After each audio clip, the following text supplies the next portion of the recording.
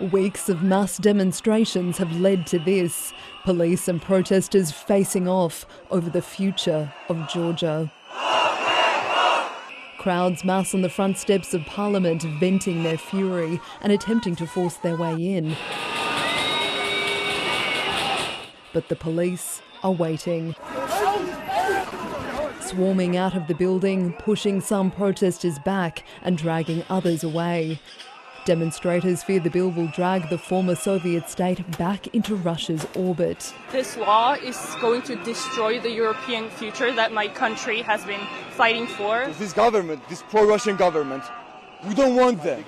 But the violence wasn't limited to the streets. Ahead of the vote, members of parliament hurled insults and openly brawled. The bill forces media and human rights organisations that receive more than 20% of funding from overseas donors to register as agents of foreign influence and share sensitive information or face crippling fines. Critics have dubbed it the Russia law.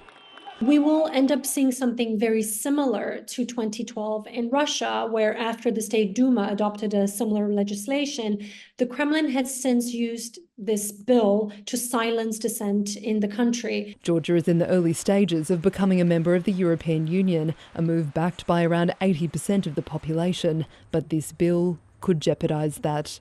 We have been outspoken about our concerns with the legislation, which runs counter to democratic values. The parliament and public at odds, with more unrest expected. Isabella Higgins, ABC News, London.